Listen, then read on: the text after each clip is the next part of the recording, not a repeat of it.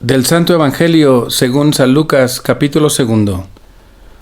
Transcurrido el tiempo de la purificación de María, según la ley de Moisés, ella y José llevaron al niño a Jerusalén para presentarlo al Señor. De acuerdo con lo escrito en la ley, todo primogénito varón será consagrado al Señor, y también para ofrecer, como dice la ley, un par de tórtolas o 2 pichones.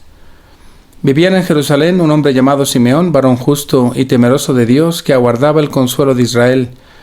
En él moraba el Espíritu Santo, el cual le había revelado que no moriría sin haber visto antes al Mesías del Señor.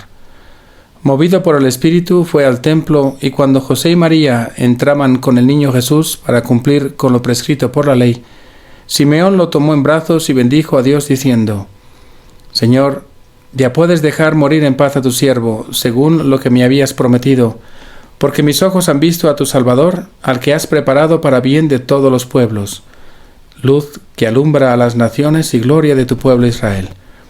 El padre y la madre del niño estaban admirados de semejantes palabras. Simeón los bendijo y a María, la madre de Jesús, le anunció: Este niño ha sido puesto para ruina y resurgimiento de muchos en Israel, como signo que provocará contradicción para que queden al descubierto los pensamientos de todos los corazones. Y a ti, una espada te atravesará el alma. Palabra del Señor.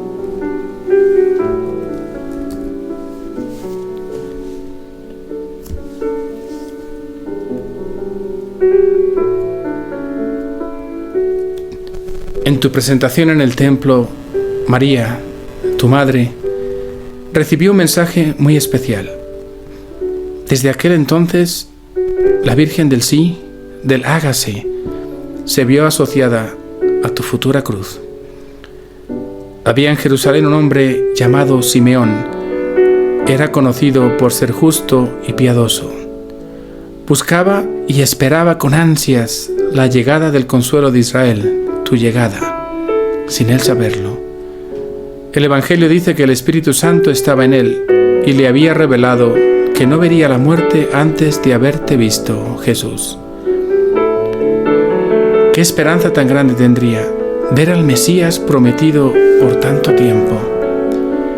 Dado que estaba lleno del Espíritu Santo, su corazón fue movido y subió al templo justo cuando tú eras presentado por tus padres. Y fue entonces cuando te vio, te tomó en brazos y dio gracias a Dios por haber cumplido su promesa. Y como no, María y José estaban admirados de todo lo que decía, pues nadie más había reconocido tu divinidad.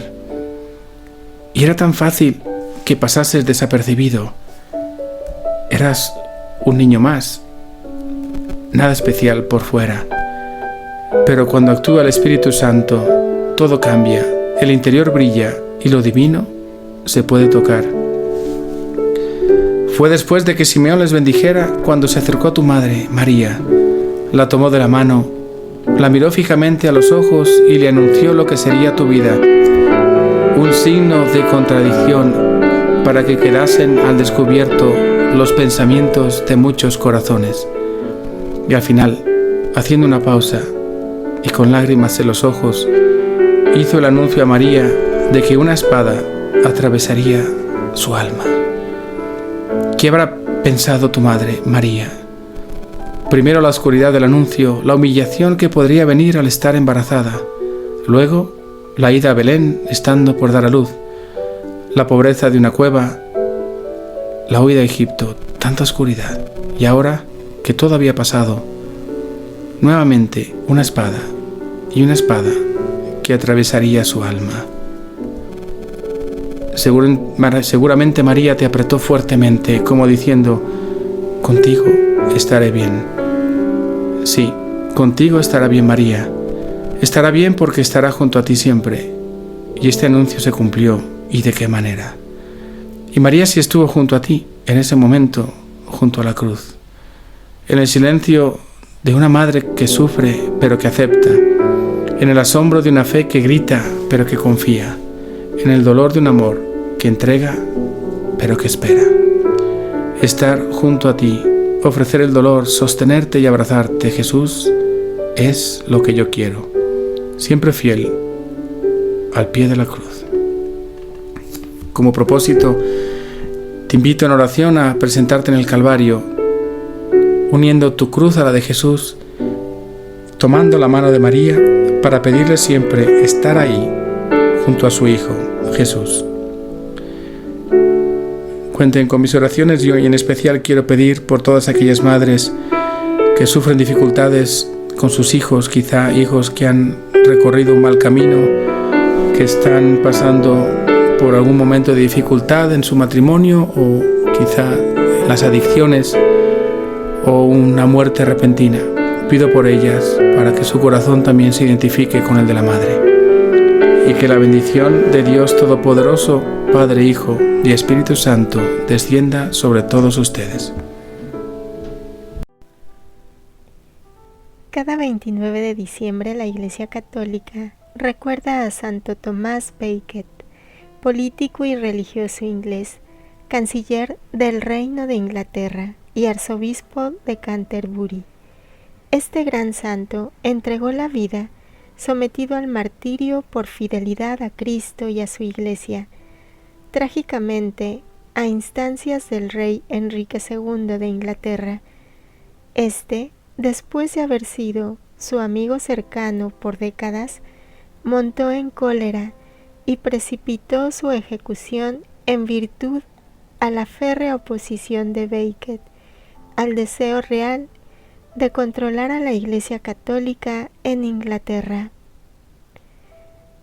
Santo Tomás Becket ruega por el reino.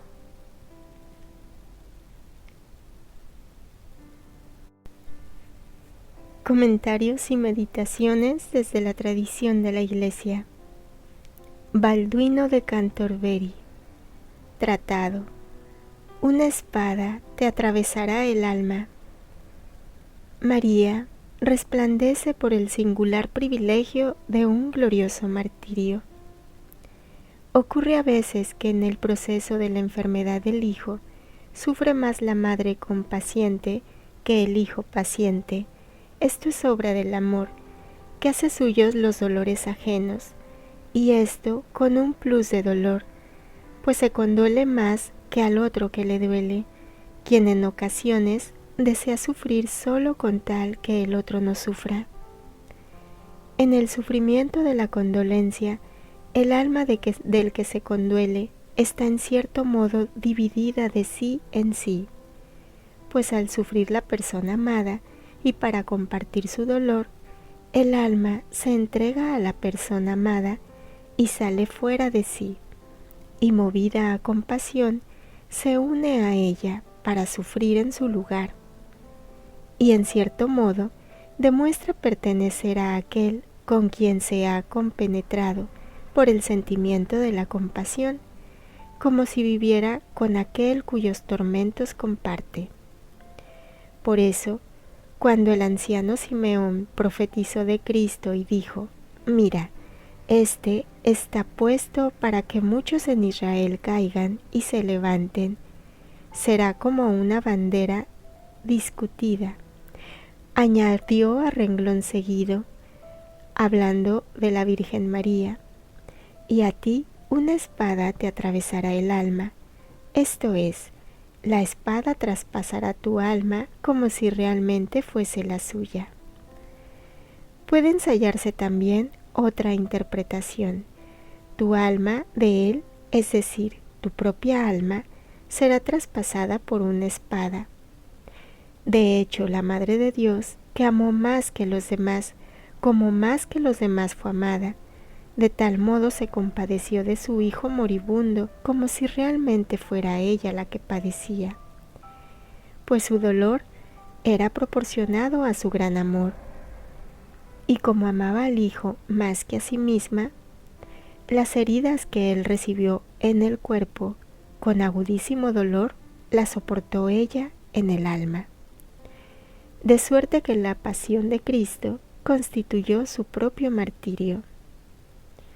Pues la carne de Cristo era de algún modo su propia carne, es decir, la carne de su carne que Cristo había recibido de ella. María la amó más en Cristo que la suya en sí misma. y cuanto más la amó, tanto más se condolió. Sufrió más en el alma que el mártir en el cuerpo. Por eso resplandece por el singular privilegio de un glorioso martirio. En efecto, los demás mártires fueron consumados con el martirio de su propia muerte, mientras que ésta proporcionó de su propia carne la carne destinada a padecer por la salud del mundo. Y en la pasión y por la pasión de Cristo, su alma fue de tal manera invadida por la violencia del dolor, que cual si en Cristo hubiera sido consumada por el martirio. No sea lícito creer que fue ella la que mereció la más alta gloria del martirio después de Cristo. Meditemos el Evangelio a la luz del Magisterio y Libro de Cielo. Llevaron al niño a Jerusalén para presentarlo al Señor. San Lucas subraya que todo se hizo de acuerdo con lo escrito en la ley del Señor. Externamente, vemos a Jesús sometiéndose a un precepto legal, humano y religioso. Parece una obediencia a algo exterior. En Libro de Cielo, Jesús profundiza esta realidad ontológica, elevando este acto, revelándonos que su obediencia no es el cumplimiento de una norma externa, sino su propia naturaleza. Él dice: mi humanidad fue hecha expresamente para obedecer. En mí se puede decir que la obediencia es naturaleza. Libro de Cielo, volumen 4, enero 5, 1901. Yo no puedo hacer más que obedecer, porque mi humanidad fue hecha expresamente para obedecer y para destruir la desobediencia. Y estando tan unida conmigo esta virtud, que en mí se puede decir que la obediencia es naturaleza y el distintivo para mí más querido y glorioso, tanto que si mi humanidad no tuviera esto como propio, la aborrecería y jamás me habría unido con ella. Entonces, ¿quieres tú desobedecer? Puedes hacerlo, pero lo harás tú, no yo. Cuando Jesús entra en el templo para la presentación, no está simplemente cumpliendo un requisito, está manifestando quién es Él. Su entrada en el templo es el acto supremo de la obediencia al querer de Dios, que viene a destruir la desobediencia de Adán. La ley del templo es solo la sombra, la sustancia es la voluntad humana de Cristo, perfectamente fundida y aniquilada en la voluntad del Padre. Esto explica la seriedad divina de la presentación.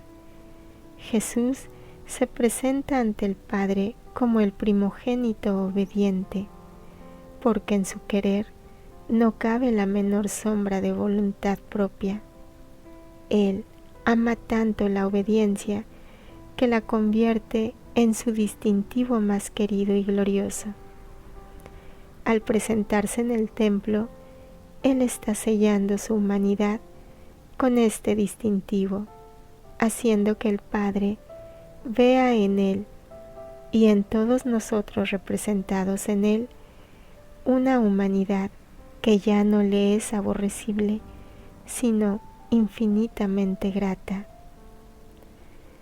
Mientras María y José cumplen la ley con el niño en brazos, Jesús nos enseña que Él no puede participar en nada que sea desobediencia, es decir, actuar fuera de la divina voluntad. Si el alma decide actuar por su propia cuenta, fuera de la voluntad divina, Jesús se separa de ese acto.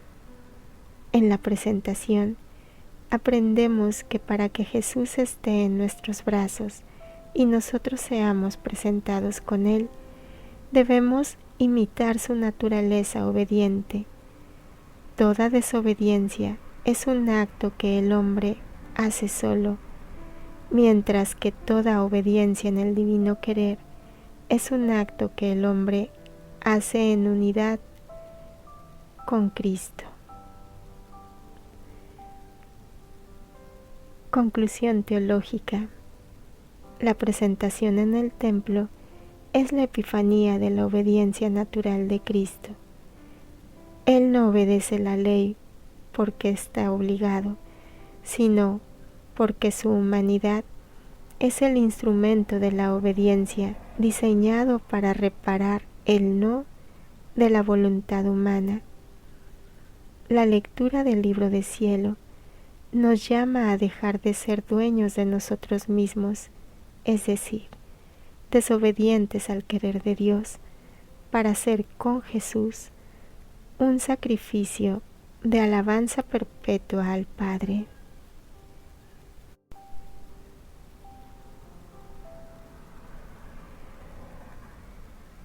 Mis ojos han visto a tu Salvador, al que has preparado para bien de todos los pueblos, luz que alumbra a las naciones y gloria de tu pueblo, Israel. Simeón, movido por el Espíritu, entra en el templo y al ver a ese niño entre tantos otros, lo reconoce como la salvación y la luz.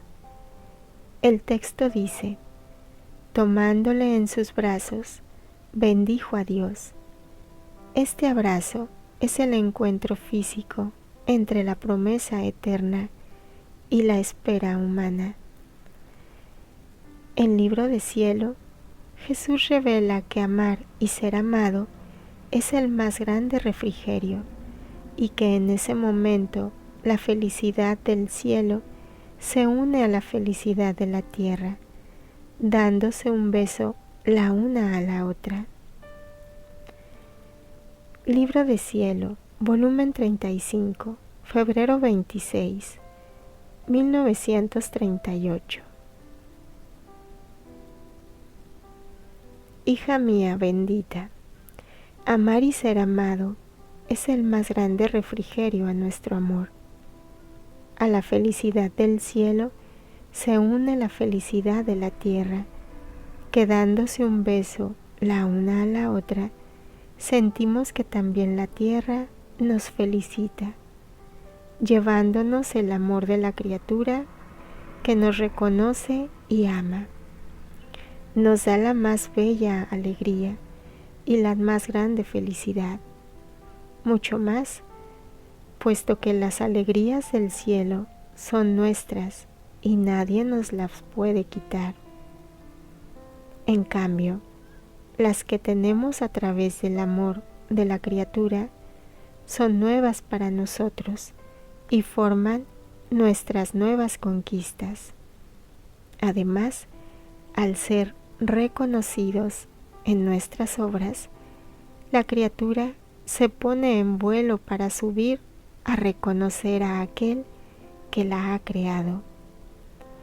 Para nosotros, el ser reconocidos es la gloria más grande, el amor más intenso que recibimos, y con ser reconocidos nos formamos nuestro ejército, la milicia divina, nuestro pueblo, del cual no exigimos otra cosa que el tributo de ser amados, y ponemos a su disposición todas nuestras obras para servirlo, abundándolo de todo lo que puede hacerlo feliz.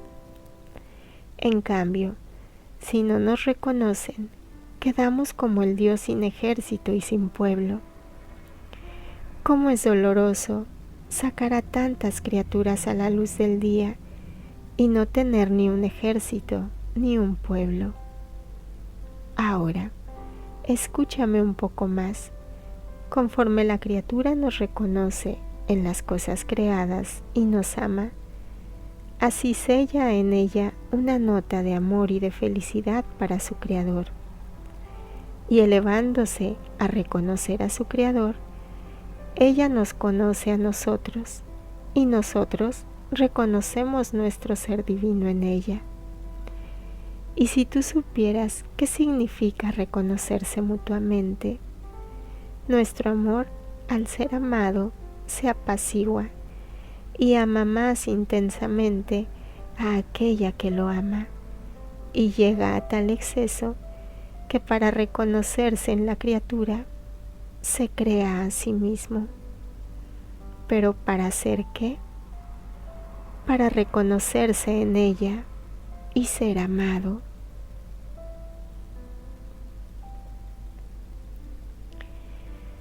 Pareciera que el encuentro con Simeón es ese beso místico.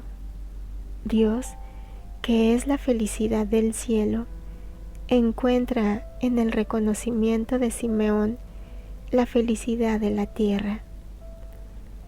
Para Jesús, el hecho de que Simeón lo reconozca y lo ame en su pequeñez es una de esas nuevas conquistas que le dan las más bellas alegrías. El encuentro con Simeón no es solo un evento de la infancia de Cristo, es la liturgia del reconocimiento divino.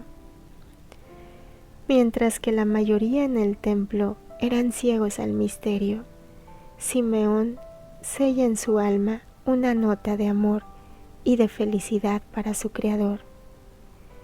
Esta lectura del libro del cielo nos hace notar que el cántico de Simeón es el desahogo de un alma que ha consolado el amor de Dios al corresponderle. La presentación es una invitación para reconocer a Dios en todo y en todos, y así deje de ser un Dios sin pueblo en la tierra, para comenzar a formar su reino de almas que, viviendo en su voluntad, le den la gloria de ser reconocidos en todas sus obras.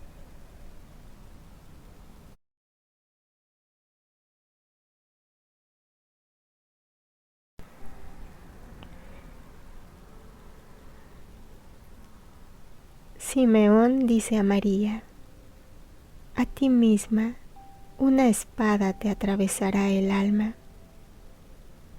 La Iglesia, en su liturgia y piedad popular, ha identificado históricamente esta espada con 7 momentos culminantes de dolor, los 7 dolores.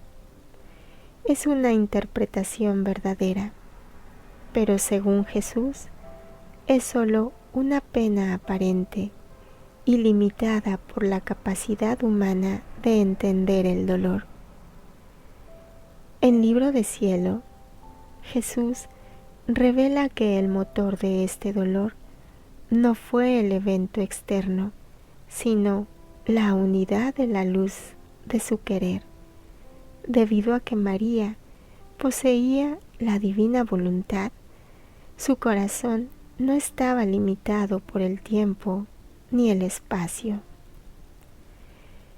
Libro de Cielo, volumen 29, julio 11, 1926.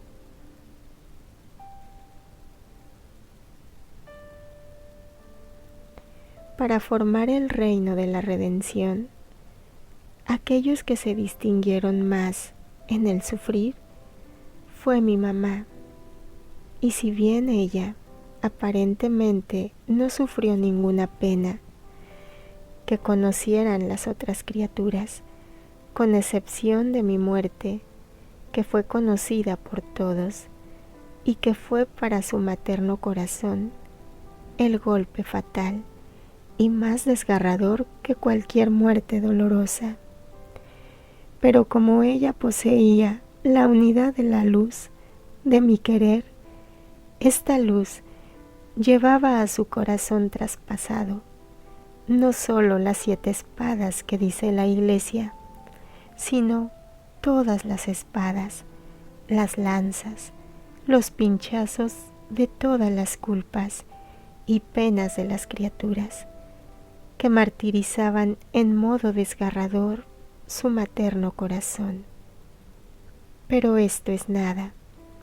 Esta luz le llevaba todas mis penas, mis humillaciones, mis aflicciones, mis espinas, mis clavos, las penas más íntimas de mi corazón. El corazón de mi mamá era el verdadero sol, que mientras se ve solo luz, esta luz contiene todos los bienes y efectos que recibe y posee la tierra. Así que se puede decir que la tierra está encerrada en el sol. Así la soberana reina se veía solamente su persona, pero la luz de mi supremo querer encerraba en ella todas las penas posibles e imaginables, y por cuanto más íntimas y desconocidas estas penas, tanto más estimables y más potentes sobre el corazón divino, para impetrar el suspirado Redentor. Y más que luz solar, descendían en los corazones de las criaturas, para conquistarlas y atarlas en el reino de la redención. Así que la Iglesia, de las penas de la celestial soberana, conoce tan poco, que se puede decir que son solo las penas aparentes, y por eso da el número de 7 espadas. Pero si conociera que su materno corazón era el refugio, el depósito de todas las penas, que la luz de mi voluntad todo le llevaba y nada le ahorraba, no habría dicho 7 espadas, sino millones de espadas, mucho más que siendo penas íntimas, solo Dios conoce la intensidad del dolor de ellas, y por eso, con derecho, fue constituida reina de los mártires y de todos los dolores. Las criaturas saben dar el peso, el valor a las penas externas, pero de las internas no atinan a darles el justo valor.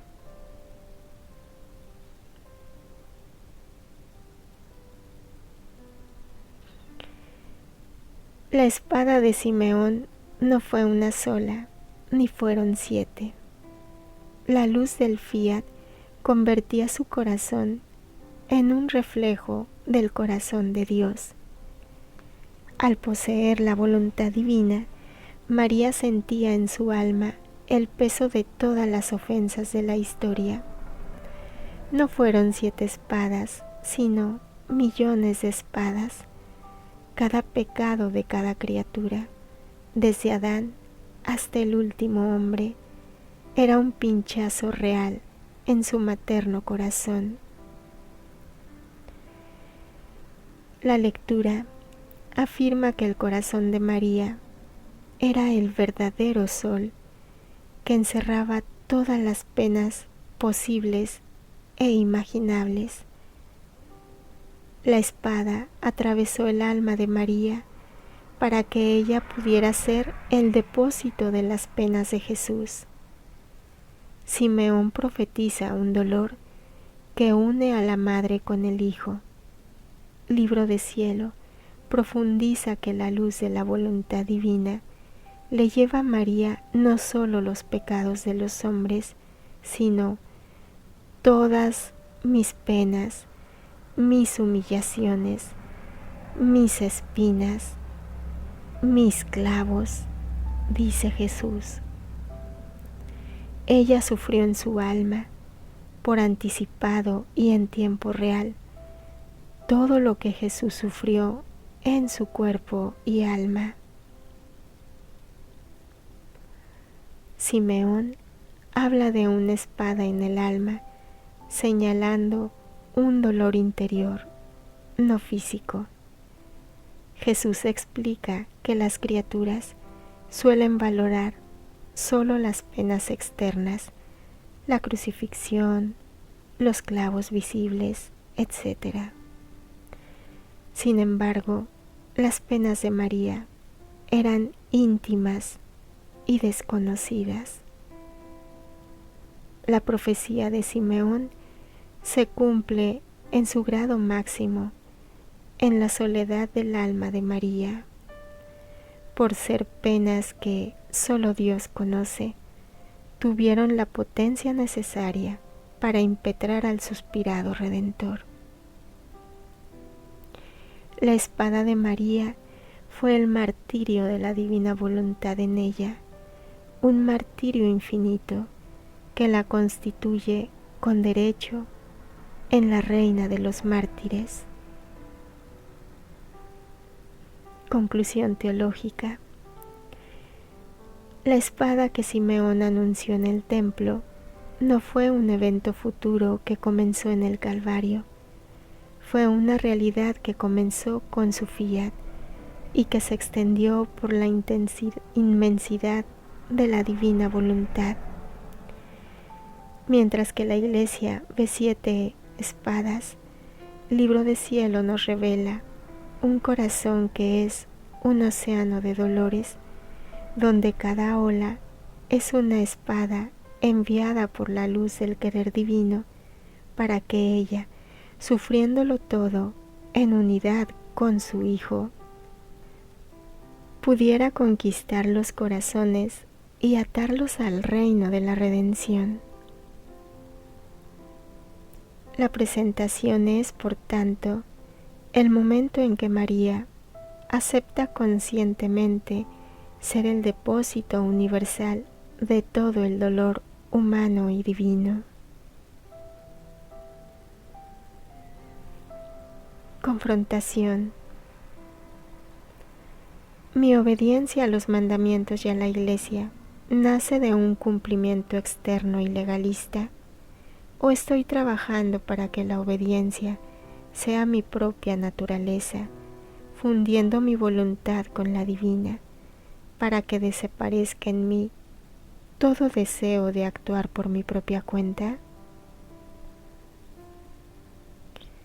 Como Simeón, tengo la atención de mi alma tan centrada en el querer divino que soy capaz de reconocer y besar la mano de Dios en cada suceso, triste o alegre, dándole así el refrigerio de no ser un Dios sin pueblo en la tierra.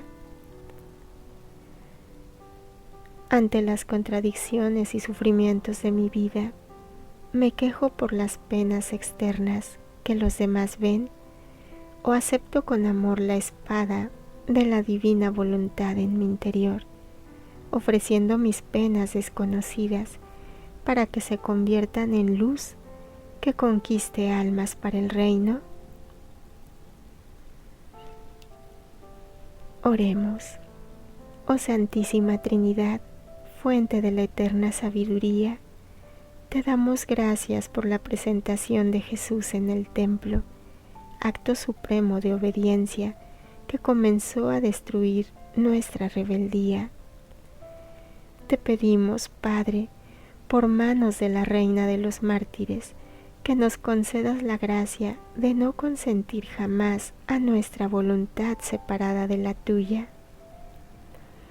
Amado Jesús, que hiciste de la obediencia tu distintivo más glorioso, imprime en nosotros tu naturaleza obediente, para que cada paso y cada latido nuestro sea un fiat que reconozca tu presencia en todas las cosas creadas. Espíritu Santo, luz de Simeón, purifica nuestros ojos, para que no veamos sombras humanas, sino tu sol divino actuando en nuestra historia. Madre Inmaculada, tú que llevaste millones de espadas en tu corazón por amor a nosotros, enséñanos a valorar el martirio íntimo del alma y a vivir tan fundidos en tu querer que nuestra vida sea como la tuya, un depósito de gloria para Dios y de salvación para el mundo entero. Por Jesucristo nuestro Señor. Amén. Gloria al Padre, y al Hijo, y al Espíritu Santo, como era en el principio, ahora y siempre, por los siglos de los siglos. Amén. En el querer de Dios, siempre. Fiat, fiat, fiat.